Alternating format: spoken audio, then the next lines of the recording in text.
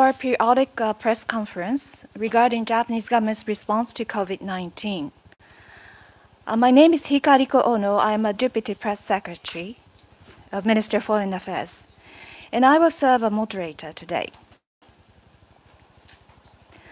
As usual, this session is being live streamed online, and we will take up questions from the online viewers of the registered international media who are following this session remotely.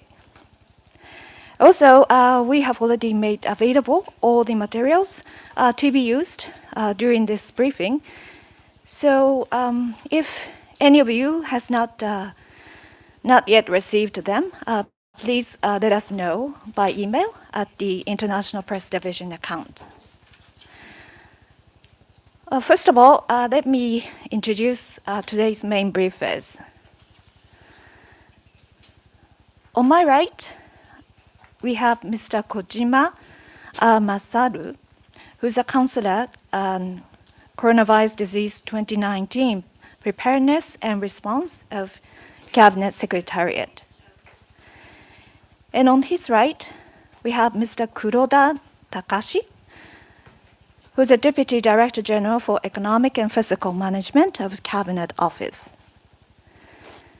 And on his right, we have Mr. SAHARA Yasuyuki, who's a Senior Assistant Minister for Global Health, Minister Secretariat, Ministry of Health, Labor, and Welfare. And on his right is Mr. UMEDA Hiroshi, who's Director of Infectious Disease Information Surveillance Office, Tuberculosis, and Infectious Disease Control Division, Health Service Bureau, Ministry of Health, Labor, and Welfare. Okay, without further ado, let's move on to the opening remarks of today's briefers. それではよろしくお願いいたします。The floor is yours. Thank you very much. My name is KOJIMA. I'm with the Cabinet Secretariat. I look forward to your kind cooperation. On May 8th, Friday, we had the most recent briefing. And let me provide you with the update in relation to Japanese government response since our last briefing. As we explained in the previous session, on May 4th, it was announced that until May 31st, the state of emergency would be continued and would be held. And since then, around Japan, we have seen a downward trend in the overall number of cases. So from May 4th, 10 days later, after May 4th, a new policy was announced.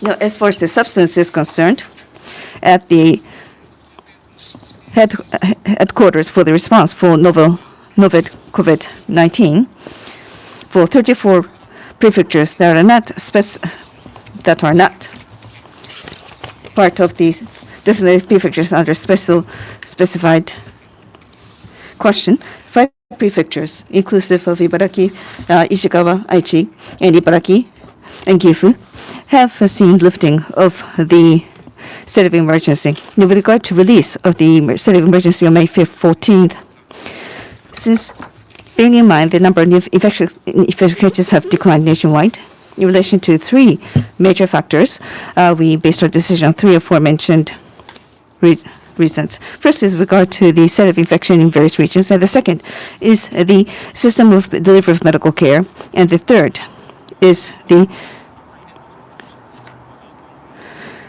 grasping the situation to prevent the further recurrence. I think we explained about this in the previous session, but going forward, as we embark on a different stage and change the stage, we indicated some concrete criteria. We have already distributed to you some of the materials, and as you see on this panel, let me be very specific.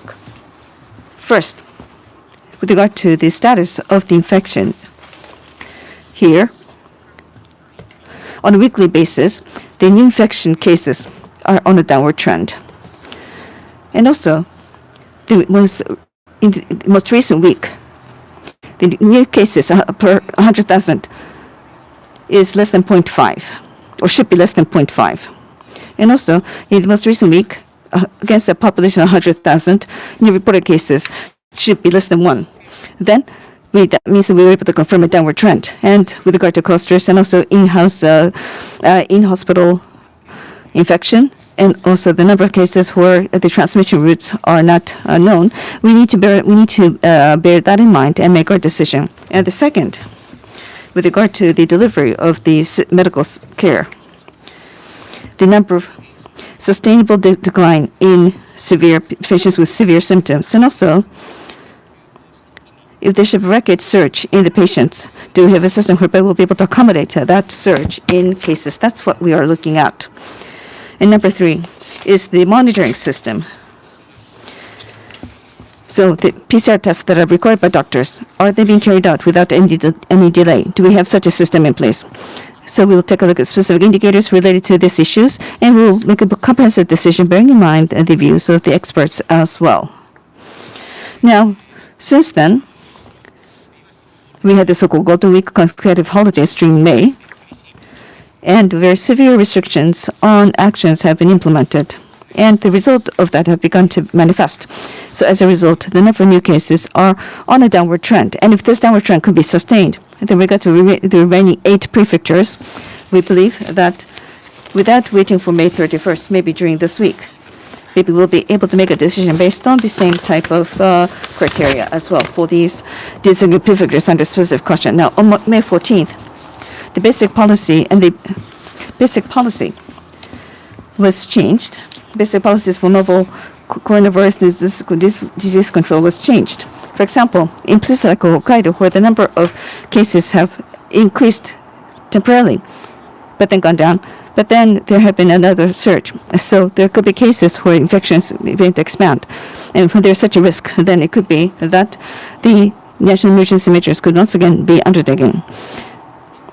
So we'll take a look at the most recent number of cases reported, and also the time it took to double the cases, and also the percentage of cases, severe cases against the overall cases. So a general consideration would be made. Also, so with regard to the modification made to the basic policies, there are prefectures outside the scope of this caution. It could be that going forward, basic policies to prevent the outbreak needs to be maintained. So that being the case, even in such prefectures, various measures need to be implemented. For example, large-scale events need to be either postponed or be cancelled altogether, so cautious behavior is required. And also, facilities where clusters have taken place, and also so-called 3Cs. Again, we are asking that people not take part in those events. And also, even if the emergency is lifted, again, careful activities should be maintained. Now, in your material, you will find what I mentioned covered in the colored chart.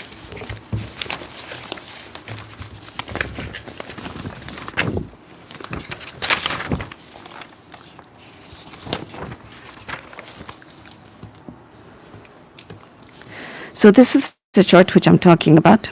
So the red part, the red line, the red column.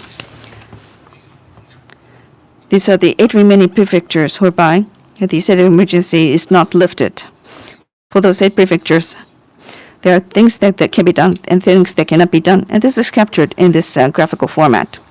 So on the bottom, the gray area on the bottom, this is where the national state of emergency was lifted. This is 39 prefectures. For example, travel across prefectures would be permitted based under certain set of conditions. And also avoiding so-called 3Cs, and they should avoid places with so-called 3Cs. And also in the case of specific events, what type of scale, for example, events under 100 or 200 participants, concrete numerical targets were indicated to allow for certain events to be held in this particular area. So based on this chart, within each given prefecture, appropriate response, I'm sure, will be taken going forward.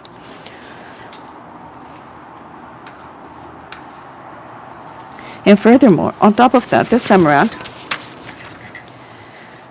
across various industrial associations, 81 industrial associations, they have compiled a guideline. And based on that guideline, various they will make utmost efforts to prevent the outbreak and try to expand social and economic activities based on such guidelines. So expanding economic activities on the one hand, but then making sure that robust measures to prevent the outbreak of COVID-19 be maintained. So based on that, various industrial associations have compiled guidelines, and they will act based on this industrial guidelines. So the government would like to support such measures on the part of the industrial associations as well. As for going forward, if possible, the government by the 31st of May would like to contain the large wave of infection. But on the other hand, it will require some time before we are able to have vaccines. So during this time, there'll be large waves and small waves of outbreaks. This is an assumption that we will make. Along with the coronavirus, we have to learn to live with the coronavirus. Going forward, preventing large outbreak waves and containing it to small outbreak waves, and to contain that through cluster measures. And as a part of the cluster measures, to introduce applications for confirming contact so that we can be more effective in our measures against contact. Going forward, to put in place a proper monitoring system, PCR and antigen testing monitoring systems will be strengthened on these fronts. Going forward, the medical personnel, prefecture, the businesses and economic and the political and government sectors, we should like to all work together to deal with the infection. That is all from me. Thank you.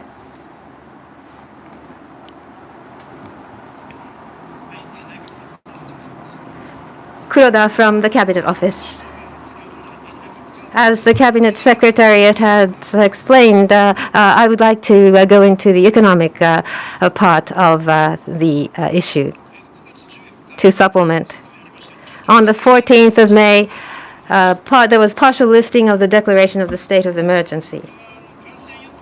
While exercising full caution to prevent infection, to restore social and economic activities, and to create a new normal. We're advancing into a new stage.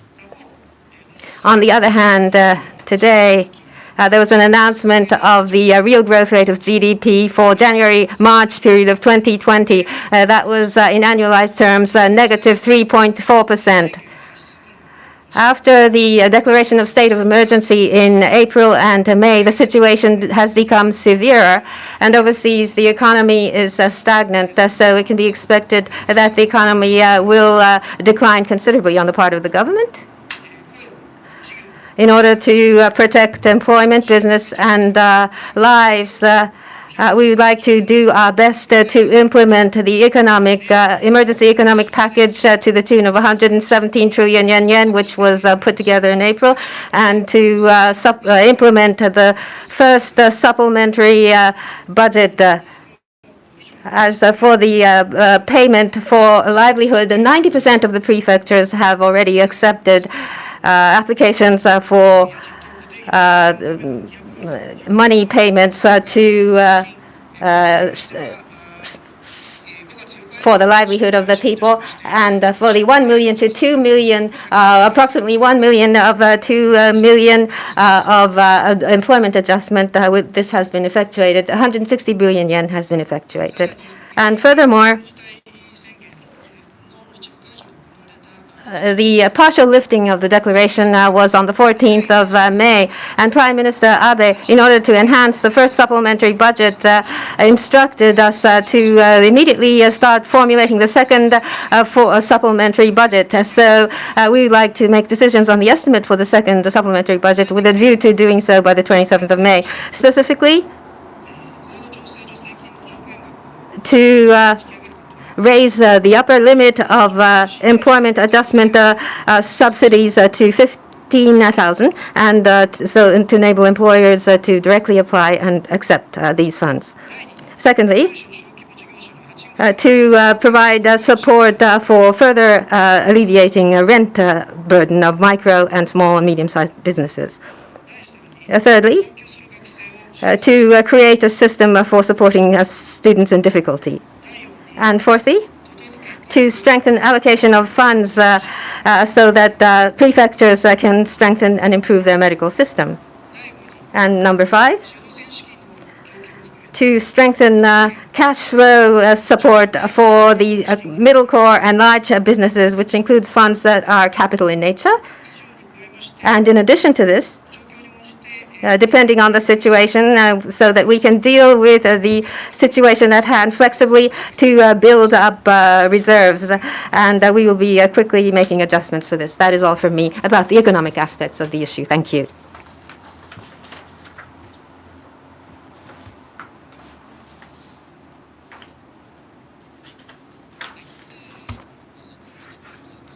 Good afternoon. My name is SAHARA from the Ministry of Health, Labor and Welfare. From MHLW, as usual, we'll be using the PowerPoint that we have distributed to explain to you updates on COVID-19 in Japan. That is the one you should be looking at. From the Cabinet Secretariat, there has been an explanation given. What I have to say may overlap, but we work together all the time, so we beg your indulgence if this happens.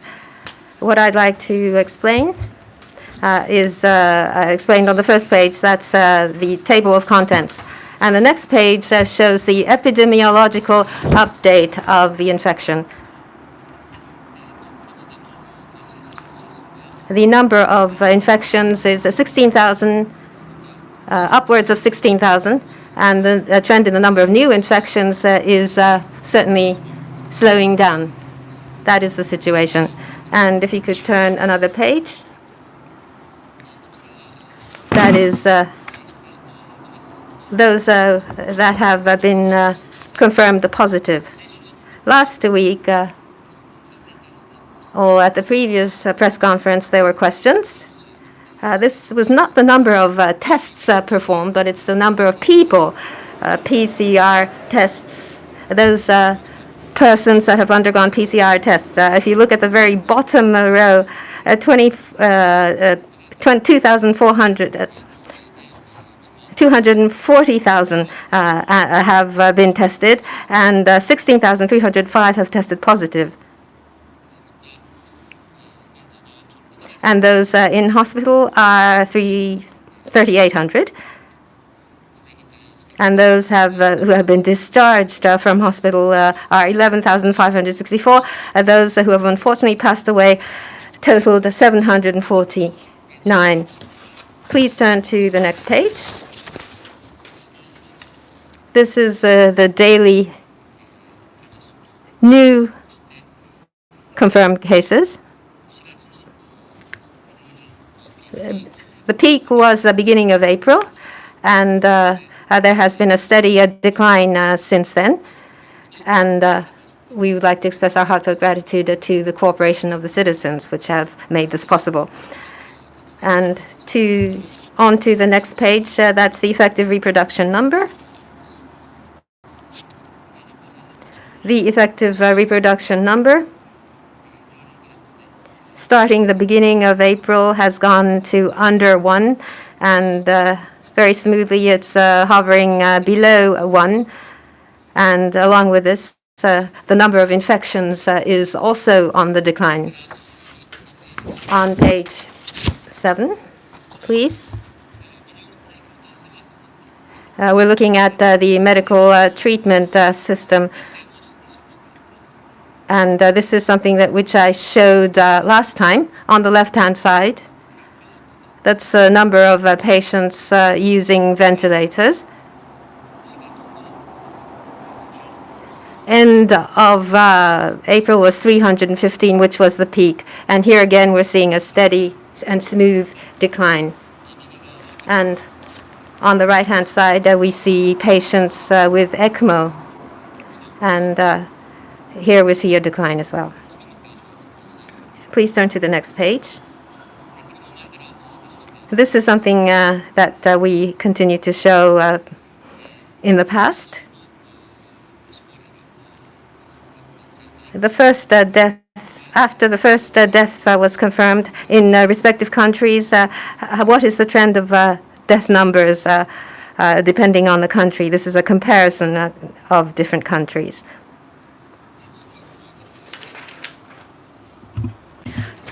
Next page, please. This is another familiar chart. Capacity and the number of cases tested per day.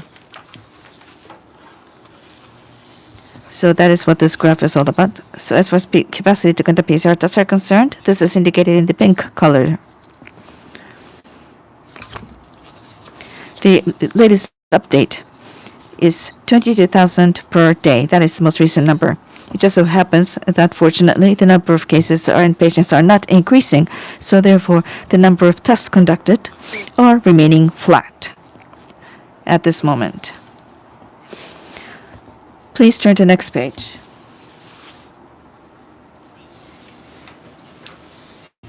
This shows the PCR test positive rate and the trends thereof. So let's take a look at the numbers.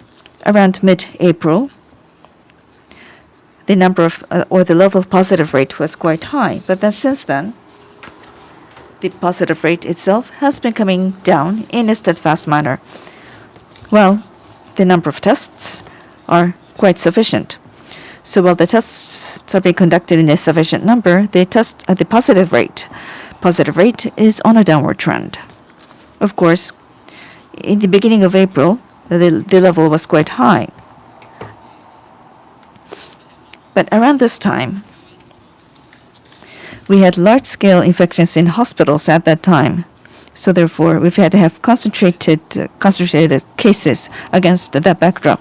And that is why the positive rate was high at that juncture. But in any event, the positive rate is coming down. So we just have a little while to go.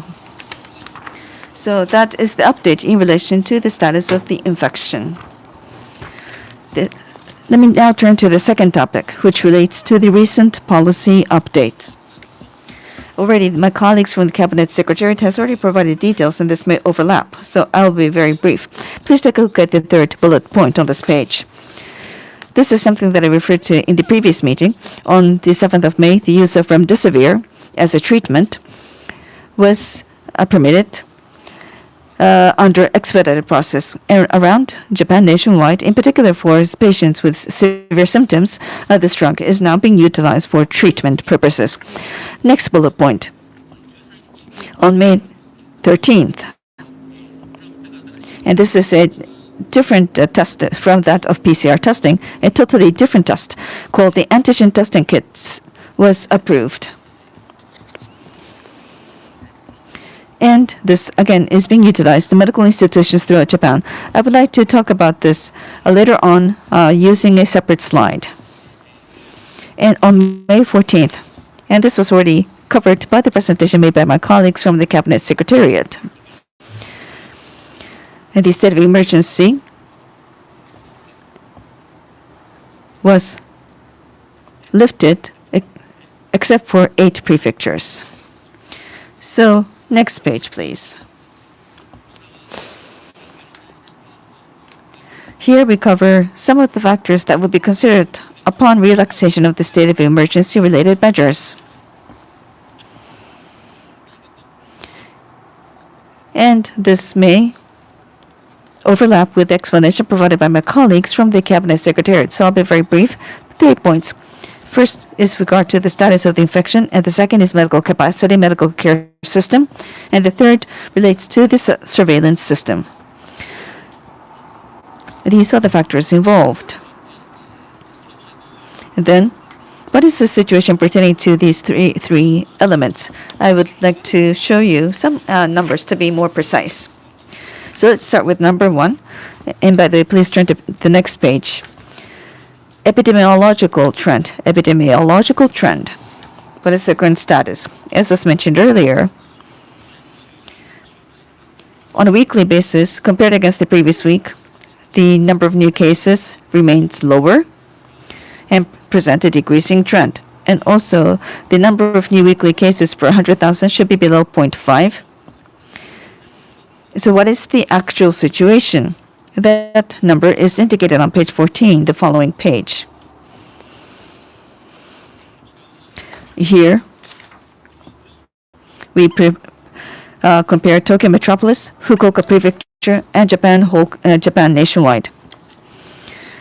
So the number of prefectures in Japan on May 14th at the expert meeting, that number is indicated in the materials indicated provided by the expert meeting on May 14th. Please take a look at that number. So in terms of whole country, the left-hand side shows you the total population of Japan. That's the bottom left column. And the next column shows you the cumulative new cases until May 10th, and then cases per 100,000 population. And the next column shows you cumulative cases up until May 3rd. And E is B divided by D. So on a weekly basis, how much percentage the decline do we see on a weekly basis?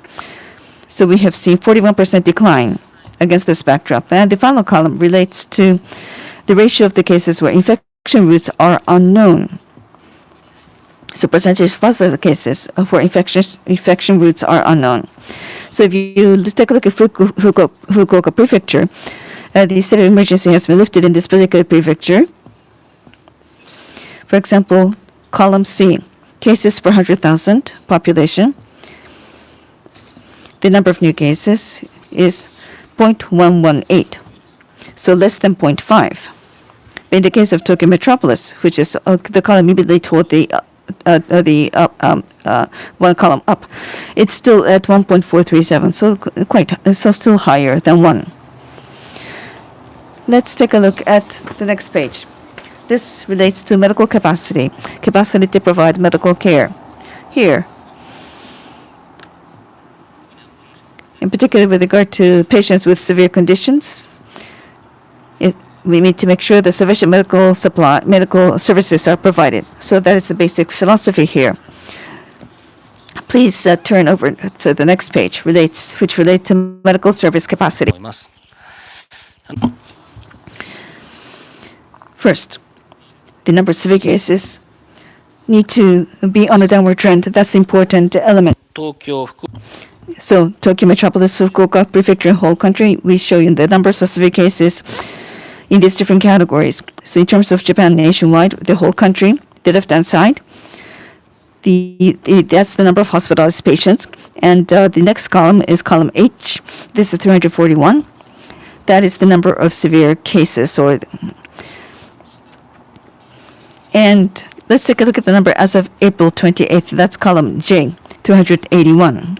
So severe cases is coming down, as you can see, on a steadfast basis. And also in terms of the number of beds that have been secured available beds. They're indicated in columns P as well as in column Q. Columns P and Q. Let's take a look at Q. 31,427. That's the number for the whole country. That's the number of beds required when Japan hits a peak. And also 16,000. That would be the number of secure accommodation facilities which have been garnered based on coordination with the various institutions. So the number of people who are hospitalized are indicated on the bottom left, 4,400 roughly. So against the number secured, or against the number of accepted beds to be secured available beds, we still have some cushion. But in certain regions, we are not yet able to be fully comfortable about the availability of beds. So let's go on to number 3, the testing system. We need to continue to address this testing system question. There are many challenges pertaining to the testing system, so it's important that we reinforce and strengthen the testing system. And also, I'll talk about this going forward, but I'll talk about the antigen testing kit later on. Since the antigen testing kit has been introduced, it's important that we leverage that and make sure that we have a robust testing system. Let's go on to page 18. Page 19. Page 19 talks about the scope for the future. This, I believe, will overlap with the presentation made by my colleagues from the Cabinet Secretariat. But number 3, making sure that we have robust testing. So let's go on to the very final page, from the 2 pages from the final. 抗原検査ですね。 On antigen testing, we have approved antigen testing on the 13th of May. Now, the advantage of the antigen testing are the following 3. First, low incidence of false positives.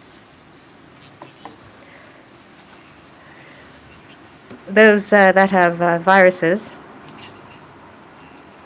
if as a result of this test show positive, then almost without a doubt the person is positive.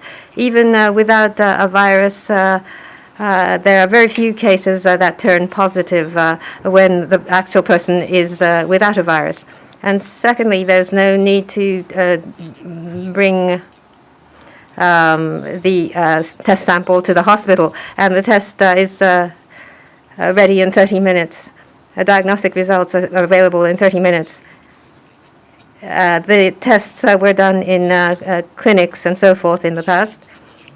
So per week, about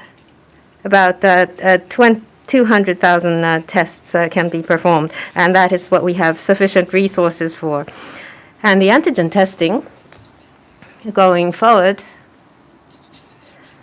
for example, in returnees and potential contact centers, if there is a suspicious case, we could provide this testing. If it's positive, then we don't need to send them to PCR tests after that. And if there's a nosocomial infection or hospital-acquired infection, and many persons are potentially infected, and we need to conduct tests very quickly, then we can find the positive cases very quickly.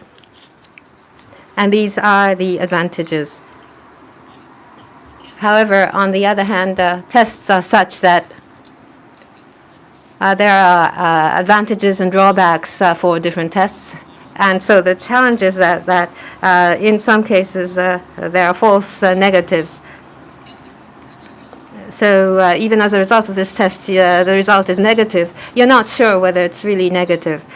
So you need to undergo a PCR test after that. And if it's positive, then at this point you can be sure that you're positive. But if it's negative, as to whether a particular case is really negative or not, we need to confirm through a PCR test. And the next antigen test kit is shows details on what I just explained. And when there are new tests introduced and new test schemes introduced, we can very quickly find the patients and render diagnoses. And the last page, there were some questions on this point last time. These are the clinical tests which are being performed in the country, just the major ones. At the very top, you have observational studies. Ethical procedures have been undergone through medical institutions, and with approval from the patients, we have applied this medication on off-label use, and that's the observational study, including Avigan, remdesivir. We have done tests on Avigan and remdesivir. And secondly, global joint investigator-initiated clinical trial. We did a trial on remdesivir along with the United States, and recently pharmacological approval was granted, or pharmaceutical approval was granted. Next, on specified clinical trial, Olvesco. This is a drug originally for asthma.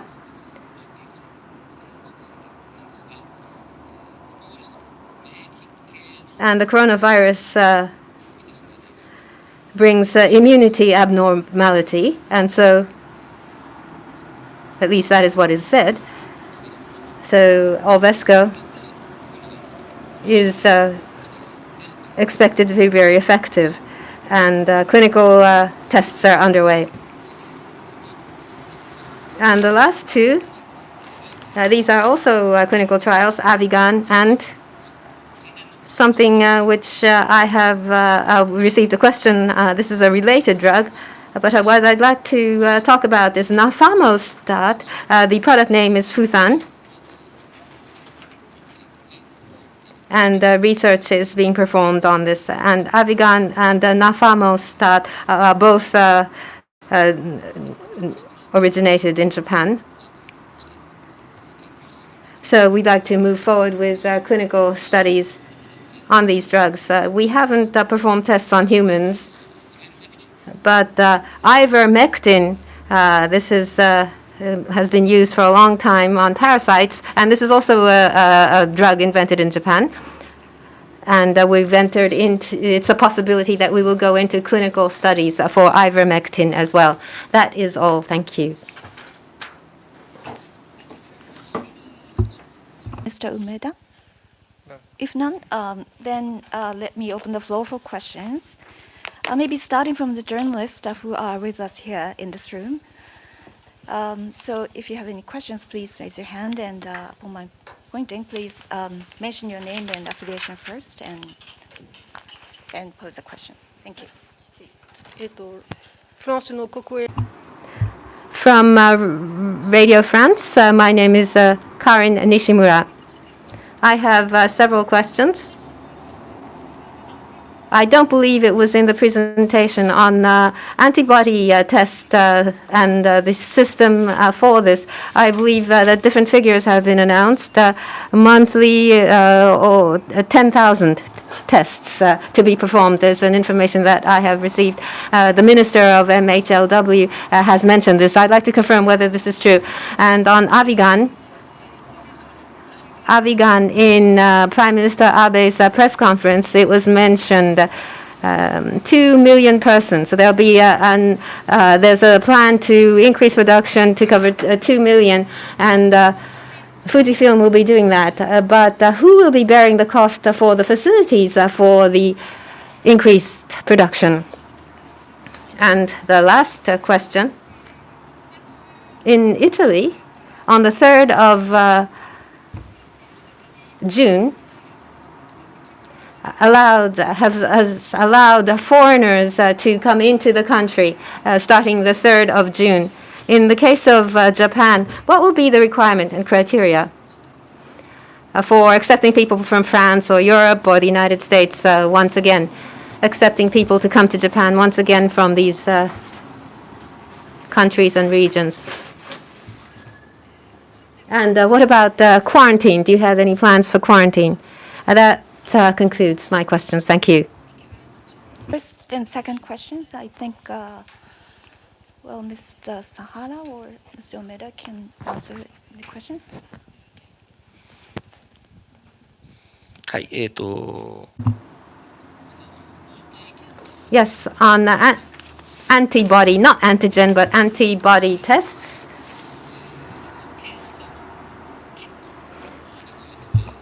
As regards the test kit, there are different kits which are available. So which of these kits can actually be practically be used with reliability? Inclusive of these points, we need to investigate, and we're still in that stage where we still need to examine. And on this point, starting next month, nationwide, on a scale of 10,000, we'll be performing tests. That's our schedule. One location would be Tokyo, and the other would be regions where there has been relatively less infections in the removed areas, in the Tohoku regions. We will be doing tests there to see if there are differences. We need to see. And as for antibody tests, it's the case with other coronaviruses, the kind that we're infected with. Usually, we have coronavirus antibodies through the usual coronavirus. Now, even if it's not a COVID-19 antibody, it may prove to be positive. It may show positive on the tests. So you need to have a considerable number of samples to have a proper look at the situation. And so that's the situation. その、検査 Now, in the case of tests, we might have false positive or false negative outcomes. As I mentioned earlier, though, with regard to antibody for other type of coronaviruses, we might have a positive outcome. So if that is the case, then is this really accurate or not? Is this really due to COVID-19 and so forth? That's something that we need to scrutinize very carefully. And with regard to Avigan, yes, we're pursuing stockpiling of 2 million. And we're making preparations to be able to have a stockpile of up to 2 million. Now, with regard to the production and manufacturing, and the facilities for the manufacturing and production, naturally, such facilities will require cost. The other day, at the National Diet, the supplementary budget was approved. So hopefully required cost can be secured in the context of supplementary budget, which was passed at the National Diet just recently.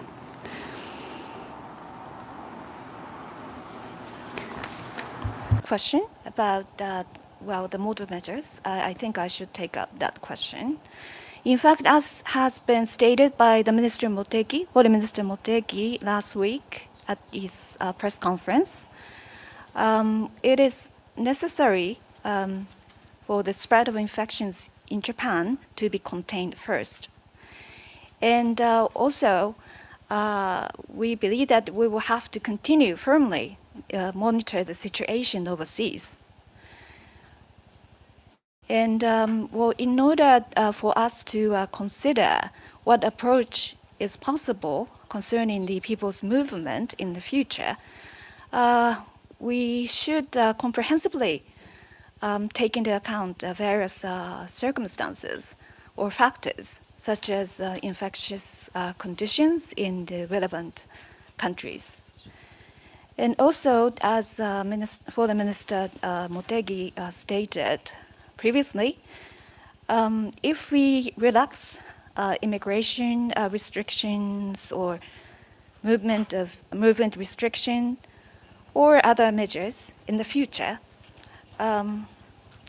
we should take a step-by-step approach. So we will consider, the various situations, and we will make a decision anyway in a step-by-step basis. That's all. Okay, any other questions? All right. From online viewers, there are some questions. Okay. Oh, it's in Japanese.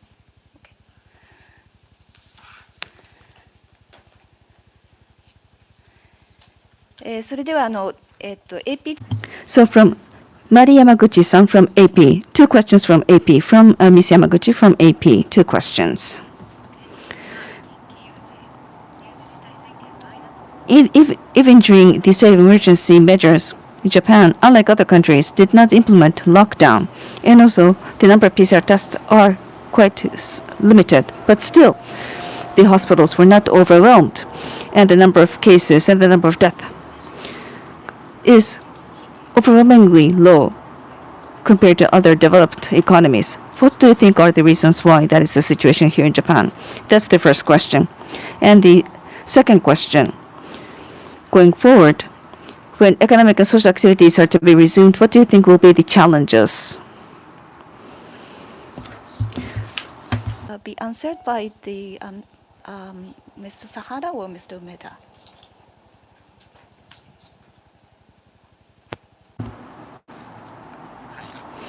Yes, thank you for the question. This is a frequently asked question. And also, do we have any particular factors that can be verified on a quantitative basis? It's very difficult to pinpoint such factors. There are various factors involved, probably. First is after the infection has taken place, very robust epidemiological survey was carried out. And I think we were able to do that up until March, mid-March. Yeah. And also, we've been able to implement various countermeasures against clusters. So therefore, up until March, we were able to prevent a very exponential outbreak. And the other element, originally, I think we have a culture whereby we utilize masks and also hand washing. We have had such embedded culture in our society. And also, this is something that we've been consistently stating since the beginning of February, the so-called 3 Cs: closed space, crowded place, and contact settings. We've been able to avoid the so-called 3 Cs. And such measures have been implemented. And also, after end of March, the state of emergency was declared, and various people offer their cooperation to this. And as a result of that,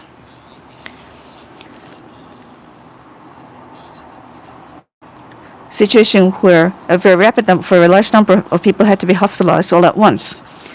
We were on the brink of falling into that situation, but the so-called medical system being overwhelmed, we were able to prevent the overwhelming of the medical system. And the factors behind that are as follows. First is that we have a very large number of CT equipments, and we were able to catch patients with early onset of pneumonia at a very early phase. So therefore, we were able to provide treatment very early on. So various factors and reasons can be cited. So that is all for my response. Thank you. Second question, can Mr. SAHARA answer that? Hi. Thank you. Hi. Yes, thank you. Allow me to respond to your second question. Thank you once again for your question. So the Cabinet Secretary would like to explain the second question. So what are some of the challenges in resuming the social and economic activities? What are some of the challenges? On May 14th, Prime Minister Abe, in his press conference, made a comment on this point. The first is that taking a face-by-face approach, and this was repeatedly mentioned during the course of our meeting today. So pursuing a face-by-face approach, that is, I believe, is very critical, taking one stage at a time. In 39 prefectures, the state of emergency was released, and Minister Nishimura said that made some comments in relation to this over the weekend. Maybe there is a bit of relaxation, if you will. There's a mood of being lax here. As in the cases of Korea and Germany, there's always the possibility of the second wave coming. So we never know. We don't know where such risks may be hiding. So it's important that we continue to be vigilant. In particular, for those 8 prefectures where the emergency is still not lifted, it's important that we continue to take various measures which have been implemented in the past. And even the 39 prefectures where the emergency declaration was lifted, it's not that we're going to back to the original state all at once. It's going to be resuming the activities in a phase-by-phase approach, stage-by-stage approach. It's important that robust measures be introduced to prevent the infection. For example, maintaining 3 Cs, maintaining social distance, and also introducing acrylic boards so that measures can be taken to prevent droplets from being spreading. And also, in the case of the so-called clusters, For example, karaoke boxes and also sports gyms and also and restaurants that have hospitality services, pubs and restaurants with hospitality services. That should be avoided. Also, new lifestyles need to be established, using of masks, hand washing, and also avoiding 3Cs. The minister, on a daily basis, in his press conference, provides explanation on this point. And also, in the website for the Japanese government, we provide very detailed information with regard to such measures. And also, by each industry, for each industry, some of the guidelines that should be complied with at the workplace has been introduced. So therefore, it's important that economic and social activities be resumed, bearing in mind such guidelines as well. These are things that we'd like to proceed with so that we could continue to prevent the infection and also at the same time to resume economic activities. Thank you. Sorry, I said your name in the wrong manner.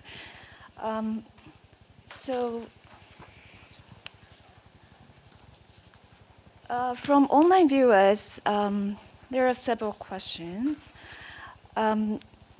In fact, Mr. Alistair Gale of Wall Street Journal asked us one question regarding PCR testing. He's asking as follows. It appears that strategy for PCR testing now is, first, to continue to find infection clusters and establish the scale and transmission routes of the cluster.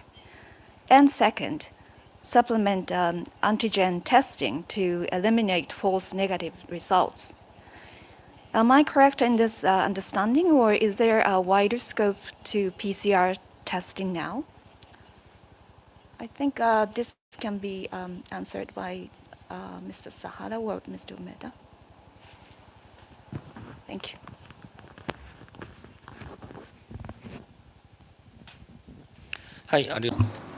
Thank you. The thrust of your question is such that what you mentioned is correct. The PCR test and the role of that will not change because of antigen tests and the introduction thereof. The antigen tests, and I'll be repeating myself, the antigen tests are such that this is on persons who are with symptoms, and the virus amount in the body is large. And in order to find this, antigen tests are very appropriate. But in the case of your question where there's a cluster and you are trying to find those who are in close contact, those in close contact may be asymptomatic, and there are many persons who are asymptomatic. So to these persons, antigen tests most probably would not be appropriate. And so PCR tests should be performed as we have been doing in the past. That is to find infections over a broad range, number of people. PCR tests will be used for this purpose. So what you've said in the question is correct. Also, Motoko Rich of New York Times sent 3 questions. One is, when most of the state of emergency is lifted, how important will universal mask wearing be? And the second question is, have you considered measures, as in Hong Kong or Taiwan, a very strict quarantine around the close contacts if you have cluster outbreaks, so that the rest of the economy can more safely open? And her last question is, are you asking businesses where the conditions of the 3 Cs exist to remain closed, or merely asking customers to avoid them? How strictly will business guidelines for safe distancing be enforced?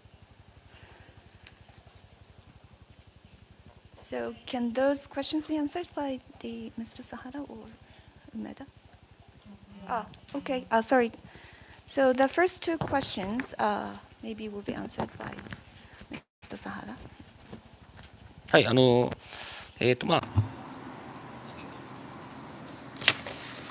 I would like to ask the representative from the Cabinet Secretariat to supplement if necessary. After lifting of the declaration of state of emergency, whether masks, universal mask wearing would still be needed, the coronavirus is such that we don't have a complete understanding of its qualities, and just because the declaration was lifted doesn't mean that the coronavirus, the COVID-19 virus, has disappeared. Basic policies of action, or MHLW's experts' views are being solicited to establish the new normal, the new lifestyle. And in that, physical distancing or wearing of masks or proper hand washing, making certain that the hand washing is done properly. I don't know whether it's eternally, but for the time being, these are things which are necessary. And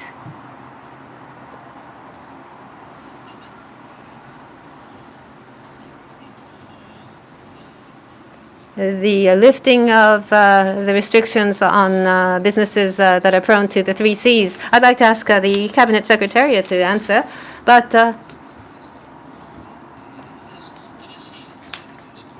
in the new lifestyle,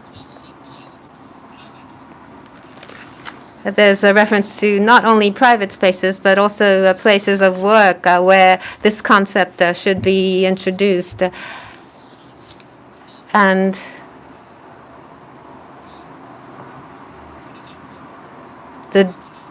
depending on the type of business, there are different ways of performing the work.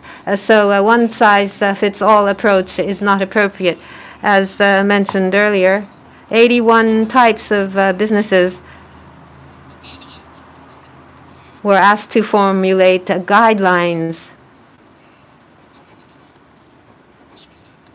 And they've publish these guidelines, and I believe such trends will continue. If there's anything to supplement, I ask someone else to do that. Thank you very much. I'm from the Cabinet Secretariat. MHLW has explained almost all aspects, but when the declaration is lifted, it doesn't mean that the COVID-19 infection or infection risk is no longer there. For a certain period, we have to learn to live with this virus. And in doing so, economic activities and preventing infection is something that we have to strike a balance on. And for a certain period, we believe we're in this for the long haul. And if there's a large scale infection which led to the declaration, we will be asking for self-restraint and closing of and the usage of termination of usage of facilities. But we'd like to prevent this as much as possible, and that is why we're talking about the new lifestyle on a personal level as well as in business. And to take the example of individuals wearing masks, or to be thorough in washing hands, avoiding the 3 Cs, and so forth. For businesses, depending on the type of business, there are different distinctive characteristics. So whether it's restaurants or places of drinking or the manufacturing industry, guidelines appropriate for each industries we have asked be formulated, and we've asked them to engage in economic activities following these guidelines. In the case of restaurants, making for more space between seats, or when giving credit cards, not to making sure that the hands don't touch each other. These are things that we'd like to ask. And with regard to the types of businesses where there are clusters, we were asking them to formulate guidelines as well. and to be thorough in their infection control while slowly opening up their business. That is all. Thank you. あと2点目のご質問。Let me return to your second question. You refer to countries such as Hong Kong and Taiwan. And in this question, they asked about quarantine vis-a-vis people with whom you had close contacts. Are we going to change our position with regard to quarantine vis-a-vis people with close contacts? Now, on this point, well, this time around, here in Japan, be it close contacts, we have carried out active epidemiological surveys with regard to close contacts and also with regard to countermeasures against clusters. I think we were ahead of the pack, rest of the world, in terms of doing this follow-up. With regard to various measures taken by countries outside Japan, those measures that are positive, we believe there's a need for us to consider and introduce into Japan as well. For example, this is now being carried out by our colleagues at Cabinet Secretariat, but application to follow up on the close contacts. Concrete studies now underway about such application, and very soon there might be an introduction of this application, or actual usage of the application might become a possibility. And if that could be achieved, then with regard to contact tracing, we believe that the situation will be much easier. So what is anything that is positive, we would like to very much actively introduce into Japan. Thank you. Thank you very much. And also, we have received 3 questions from Mr. Simon Deneur of Washington Post. Those questions are as follows. The first one is, the government has said it wants to have an enhanced cluster tracing approach for new infections after the state of emergency is lifted. Can you give us details of how this will differ from the previous approach? And do you see an application or technological tracing as playing a role? And the second question is that people are already starting to go out again in Tokyo. They sense the state of emergency is about to be lifted. In the past, you said you had learned a lesson from the rise of infections that followed the 3-day weekend in March. Are you concerned? And now, precisely, are you preventing the same problems reoccurring? And the last question is that, can you give us an estimate roughly what is the proportion of false negatives through the antigen tests? I think the first 2 questions will be answered by Mr. Kojima.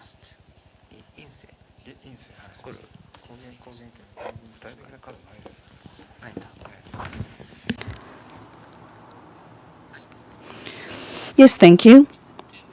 With regard to the first question, allow me to respond to the first question. So going forward, yes, there's a need for us to reinforce the countermeasures against cluster. Do we need to really enhance cluster countermeasures? Of course, we're not. If we could have a situation where we don't need to carry out countermeasures against cluster, that would be ideal, but that is not the case. We cannot predict what the situation will be going forward. So therefore, yes, there is a need for us to strengthen counter-cluster measures. So how specifically will we reinforce such countermeasures against clusters?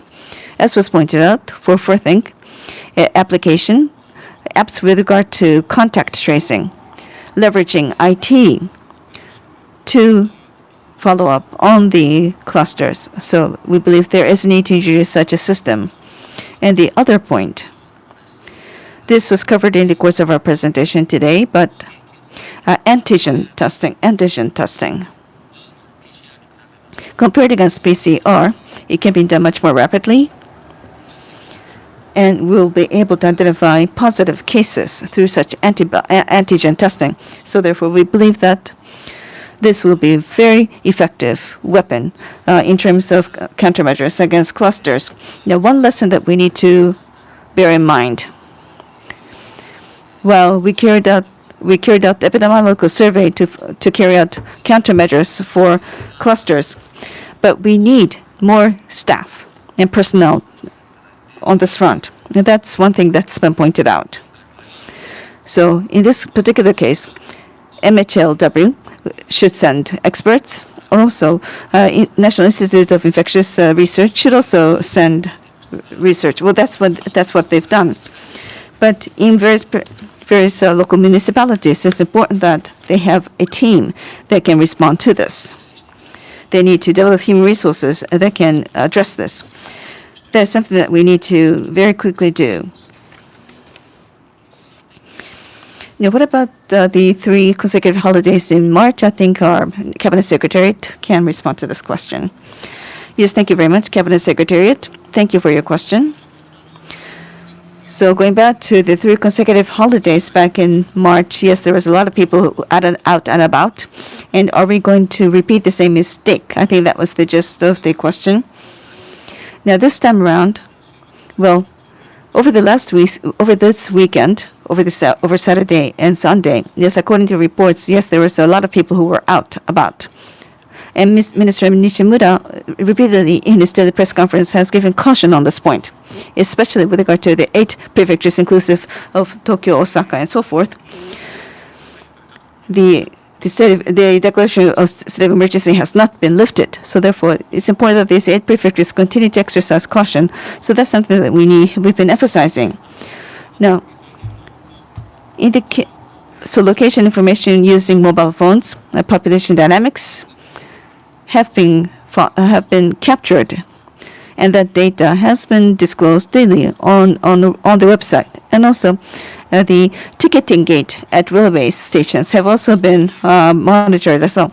So it is increasing. The number of people out and about are increasing. But then still, comparing against the previous situation, the number of people out have been declining by as much as 50 to 60%. So therefore, for the 8 prefectures involved, we'll continue to solicit their cooperation. And also with regard to the app, let me provide you with some additional information about the app. In the previous session, we received a question about the apps for contact tracing. So in the basic policy, there are some changes since May 14th. So therefore, one point is to reinforce our countermeasures against the contacts. And yes, there is concrete reference to the apps pertaining to contact tracing.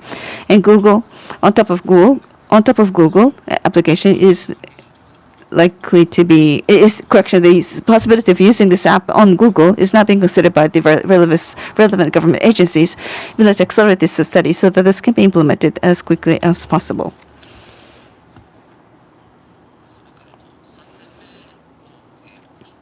And the third question. Antigen testing and the percentage of false negative. And I think the question was whether or not we have concrete numbers about the false negative percentage for antigen testing. On May 13th, this test was approved. And the Ministry of Health, Welfare has issued a guideline about the application of this test.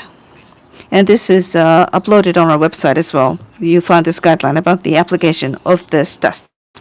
With regard to the clinical test, the result of the clinical test is disclosed.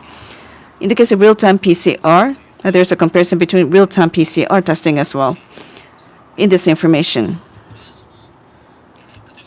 For example, in the case of PCR test,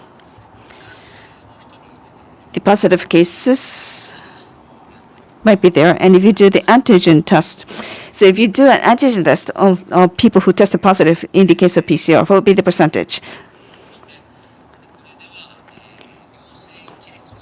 And the positive rate was 37%. 37%. What this means is that, so people who tested positive for PCR, how much percentage will test positive in the case of antigen? It's actually 37%. That's so that we've conducted a test for a total number of 27. So it's a limited scope test, but that is the number that we have available. On the other hand, what about the negative rate? So people who tested negative in the PCR test, if you do an antigen test for those people, how many people will actually be negative?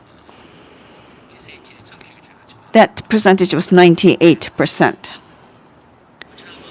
So there, compared against PCR testing, it could be said that it is on par with the PCR testing. So therefore, people who test positive in the case of PCR, correction, people who test positive in antigen test,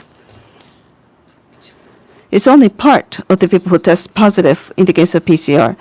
So symptomatic patients, these are people with symptoms.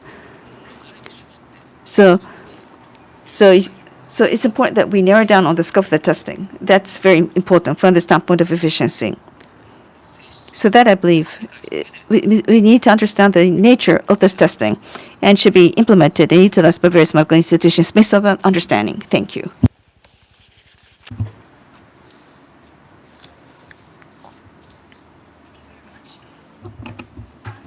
Ms. Motoko Rich of New York Times sent us a follow-up questions regarding Mr. Simon Demure's question about not repeating the mistakes of the 3-day weekend.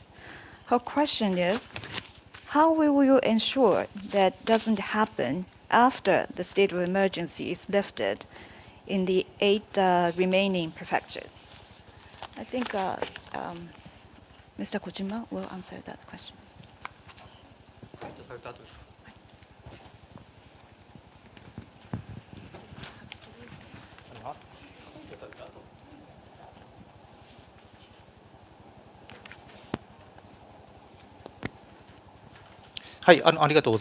Thank you for the question. The declaration of state of emergency still is in effect for the 8 prefectures. So under the present framework, within the special measures law the prefectures will make sure that people exercise restraint from going out of their homes or use of facilities, and legal measures are being taken. Now, once the declaration is lifted, then how do we guarantee? I believe that was the question. The post lifting of the declaration situation is something that we have to consult with the experts. So we want to have their views to think about and to determine how we respond. So before the end of this week, there is a meeting or there's a decision to be made as to whether we can lift or the deadline for the declaration will be end of this month. So we'll be listening to the experts, and the government will be thinking about its policies. In any case, it's not that all constraints will be lifted. Maybe the legal positioning of such restraints and constraints will become lighter, but a new lifestyle or self-restraint in terms of going out from home. So we will probably be continuing to request that. As mentioned before, a stepwise approach is what we'll be taking in opening up the economy. We will not abruptly put things back to normal. We'll take a phased approach. And that is the request that we'd like to continue to put to the citizens. Presently, in the very loose framework, legal framework, there are no penalties. We don't have to take extremely draconian measures. Even then, we've been able to contain. And so we'd like to continue to solicit cooperation from the citizens so we can live with the coronavirus. The society can continue to live with the coronavirus. So we solicit the continued cooperation from the citizens.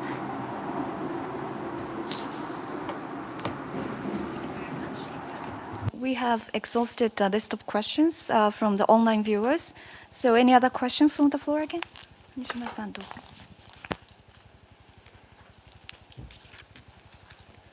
先ほどの AP 通信の、質問あったと思うんですけど、なぜ日本だけ、先進国の中で死者の数が少ないか、感染者も少ないかという答えで科学的な理由はいろんな研究があるんですけれども、例えばDNA 関係のあることとか、あるいは、日本で、このグローバルの変化株が来る前に別の変化株が来て、それでいろんな、日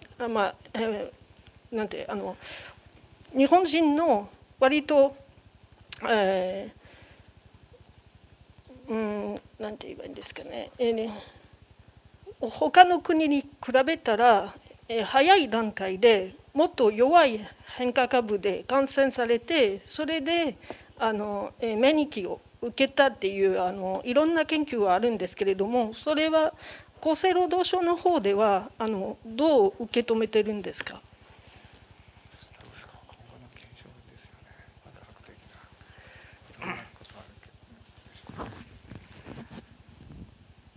いいですか。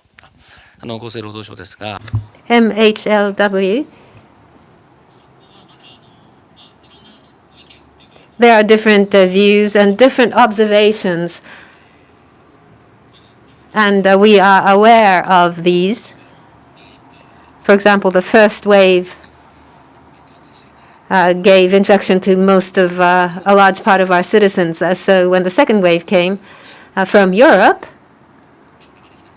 we'd been prepared. There is such a theory. But the virus transforms, it morphs little by little. As to whether that's a big transformation, that's not the case at the present point in time. There isn't sufficient data, so on the part of MHLW, we're not at a stage where we can make any kind of comment.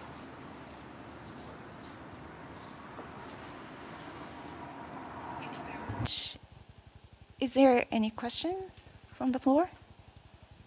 Or any other supplementary statement or additional statement? Oh, if none, I would like to close today's briefing. Thank you very much for your kind cooperation.